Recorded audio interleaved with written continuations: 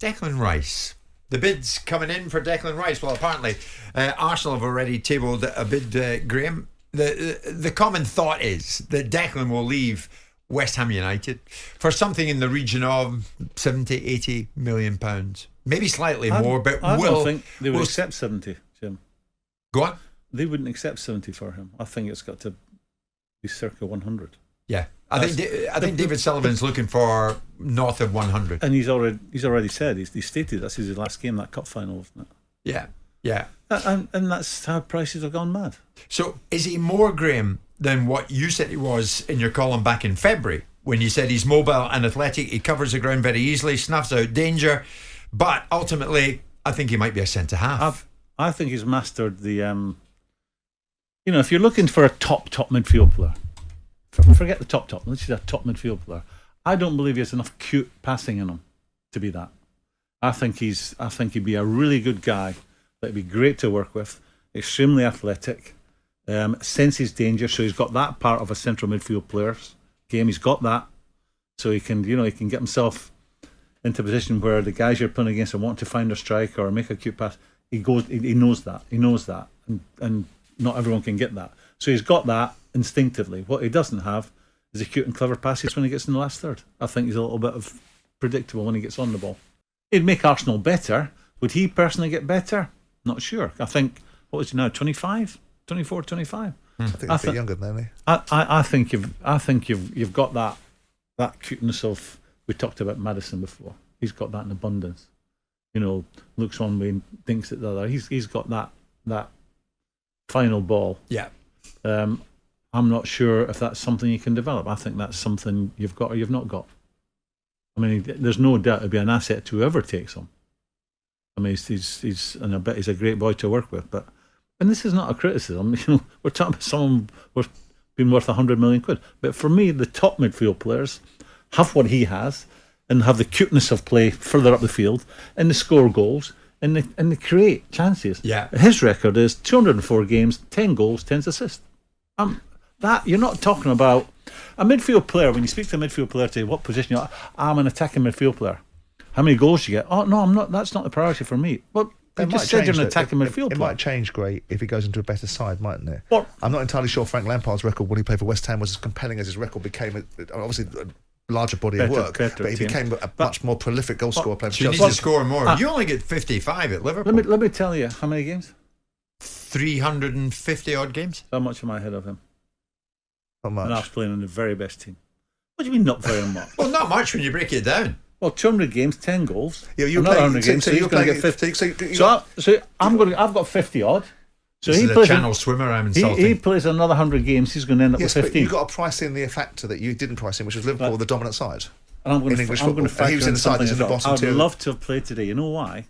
When you're following up play as a central midfield player and the ball comes to you on the edge of the box, you know it's going to sit exactly on that lovely surface right now. When we played, it was bobbling around your ankles. It was a far more difficult technique to perform in those days. Not for the first time you've gone after Jack Grealish. Jack Grealish, who came on yesterday and scored to make it 3-2 for Manchester City in the dying embers of the game against Tottenham. But then Tottenham equalised and 3-3 it finished. So Graeme Souness, in his column at the weekend, Jack Grealish could not have played in any of the teams I did at Liverpool the way he plays. It would not have been accepted. What do you mean by that? Too many touches. I mean, the way I was coached from some of the best brains that the world football's ever seen. It was all about getting out your feet as quickly as you can if you can't pass it one touch. And remember the pitches we used to play on. In simple terms, the only people that need time on the ball are the guys who put the ball in the back of the net. The rest of you you're not hod carriers, but they didn't use that term. It's a word I can't use. But has the game not changed a bit? In what respect? It takes time to do the right thing. But he doesn't do the right thing. And the stats would back that up. Let me tell you how it works, Jim. People who dribble the ball for the uneducated. Thank you. He's a good player. That gets you on edge of your seat. People who run with the ball have always done that. But ultimately, there has to be an end product. Skip past one, get it in early. Don't skip past one, skip past two, and lose it to the third man. So people who dribble with the ball, and I'm not talking about Jack in particular, but they've always excited people and always had a bit more attention on them because they spend more time on the ball.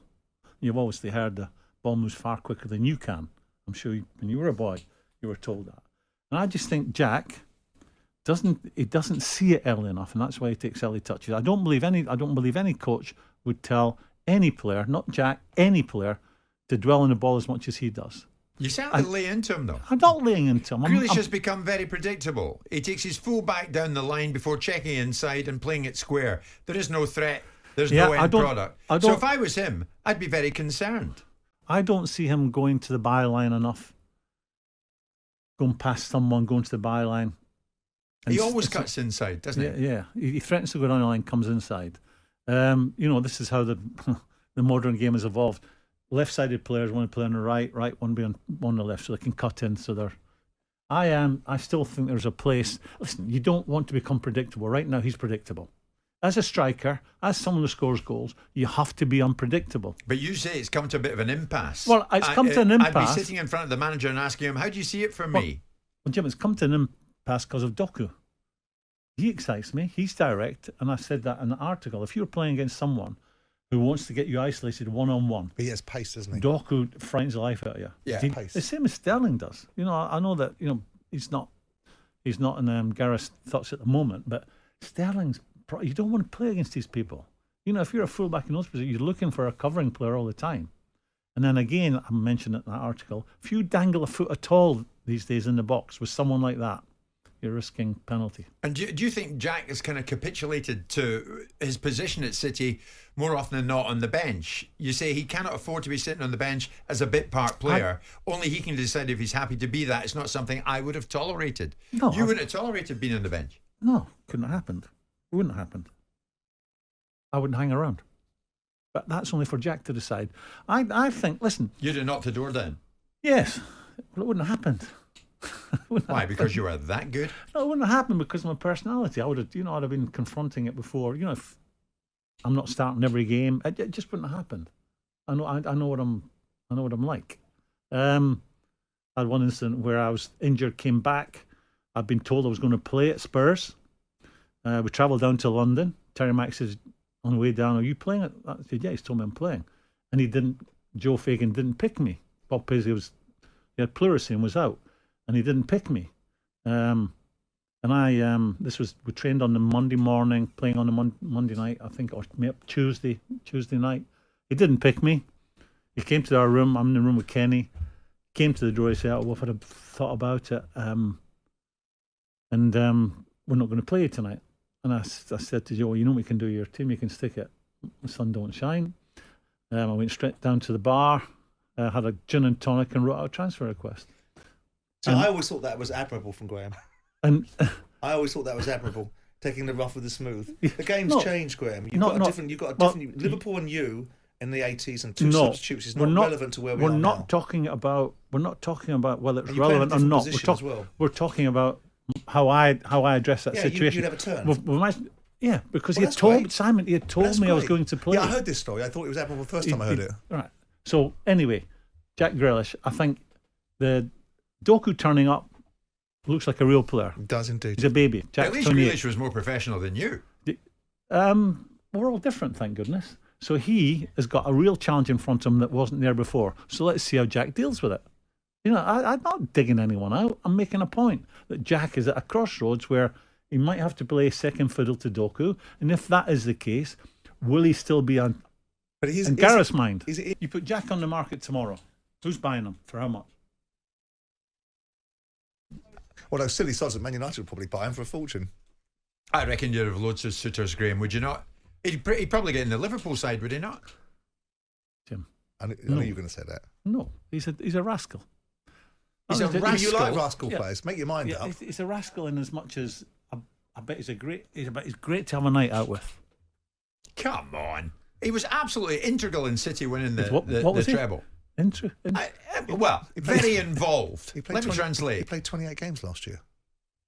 But Grealish was a very important player for Pep, and no doubt still is. But you're saying Go to Pep, speak to him and say, what I'm I should be saying is starting. that we're having this conversation for one reason and one reason only, about Doku, who's come in and shown right now he's more influential than what Jack You'd still is. be having this conversation because he'd still be doing the same things that you're suggesting he does. I think... and City would be less impactful. You asked me the question. I was brought up to believe if you're having touches of the ball, I'll give you an example. And you're sort of, if you have too many, if you have lots of touch of the ball, you're not seeing the picture early enough.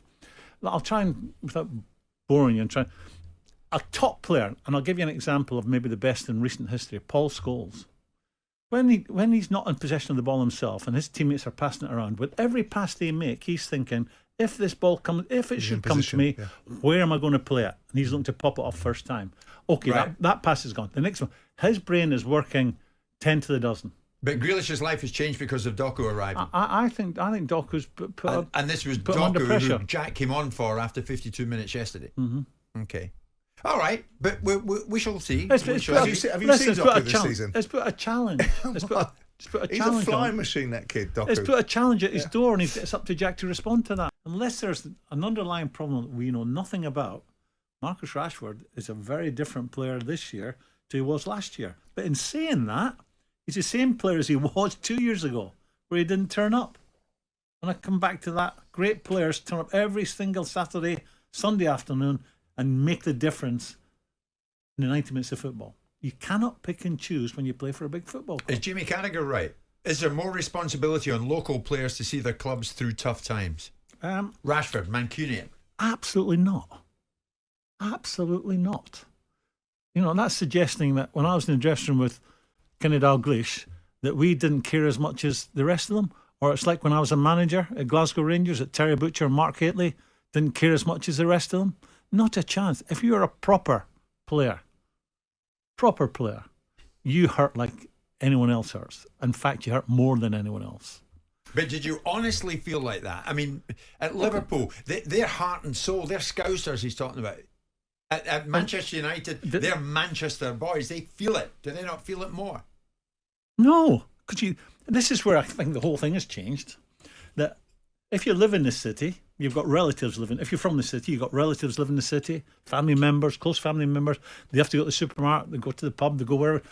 In my day, and before and post, you got semi-involved with the town. You know, you'd go and have a drink with a journalist. You'd have mates. You would go to places where you're bumping supporters. I'm not sure if they do that anymore. I think a lot of these players live in a bubble today. You're judged on how your team plays, how your team's results are. Right now, it's not good enough on both fronts. And Man United are the most wonderful football club. You know, historically, with a support that is maybe the biggest in the world, most glamorous team, along with Real Madrid in the world. Bigger than Liverpool. The numbers would suggest I think they're bigger than Liverpool at this time. I think it's between. It depends what criteria you're working to, but they're certainly up there. Let's say they're up there, as Liverpool are, as Man City would tell you they're up there right now because of their numbers. But there's more than one criteria. I think they're hard watch at the moment, Man United, if you're a Man United supporter, because you don't know what you're getting. You know, in midweek against Galatasaray, and I know how difficult a place that is to dig out a result. Entertaining game, but people making mistakes at crucial times cost you. I think where Man United are, I'll try and, without waffling, you said we can talk about Martial later. I think you look no further than Martial for what that club is all about. I used to write in the Sunday Times. It must be 4 or 5 years ago. I wrote in the Sunday Times, this has to be Martial's last chance saloon moment. They've given him another contract and he didn't deserve one.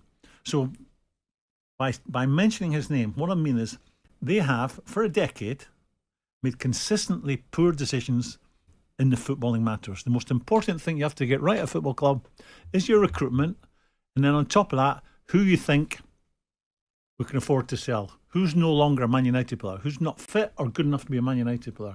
Who doesn't show the right attitude? These are things. You're playing for Man United. You're playing for that shirt. You're playing for a club that, you know, stands for all the good things about football in their past. And you've got players who are going through the motions now. Yeah. Now that comes back to the manager. Martial represents, for me, a decade of poor football decisions. The fact he's still at the club. And I tell you what happens with the likes of Martial. You watch him in training one day, you go, bloody hell, he's a player. There's a real player in there. But how many chances does he need to prove that he's a big club player? His chance went 5 years ago. He shouldn't be there. And he is just one of several major football decisions that got wrong. Isn't he? So you're saying that. Why is Ten Hag not saying that? Because he's looking, as a manager, and I understand the game has changed dramatically in terms of what you can say publicly, what you can't. He's got to keep these players on side. And this is why I stopped being a manager, it must be 17, 18 years ago. I realised the tail wags the dog now. You know, you fall out with one player, you're not falling out with him. He digs up Martial. Ten Hag ain't falling out with Martial. He's falling out with Martial and his best mate in that dressing room, and his best mate and his best mate. So you could follow it with 4 or 5 people. They had him out the door, didn't they, Martial? They had him out the door to Seville. Yeah, and there wasn't a queue on the block for him, was it? Correct. But it's not all down to one player. And incidentally, No, the thing that got me He's about Martial, symptomatic of it. he's expressionless when he's substituted after 61 minutes. Expressionless. But it's What not all about down to Rashford? him. What about Rashford? What about Rashford? He looks... We had this discussion about 18 months ago with Rashford and Ralph Rangnick, where he looked like he had a petted lip, was completely disenfranchised. We have a decent year last year. Lo and behold, is because there's an England selection available. Right? Was it 30 goals? A great year last year for him. And we're back to where we were 18 months ago. I wrote... Do they want it badly enough? I wrote in my article, my Daily Mail column, several weeks ago. A great player is not someone who has a great season and then disappears for a season. A great player. And that word is overused today by every pundit, everyone who writes about it, everyone who talks about it on television. Greatness is a word that's overused. Club legend, great. Great players turn up every week and make the difference in the games. They don't pick and choose. They don't have a season where I'm on fire and a season when I'm no longer on fire. And I can pick and... When you play for Man United, Liverpool, all the big clubs, you cannot pick and choose when you turn up. Right now, forget Martial. Rashford looks like a player who's unhappy with his lot. He's 25 years old, signed a monster contract, playing for the most glamorous, sexiest club out there. And he looks like he's carrying the weight of the world on his shoulders. I mean, liven up, son. He needs someone to tell him, these are the best days of your life. This is your time to really make the most of what God has given you. And he looks like a man who's just not happy with his lot. I just don't understand it. Jim White and Simon Jordan. Monday to Friday mornings from 10 on AM, on DAB, via the talkSPORT app and on your smart speaker. talkSPORT.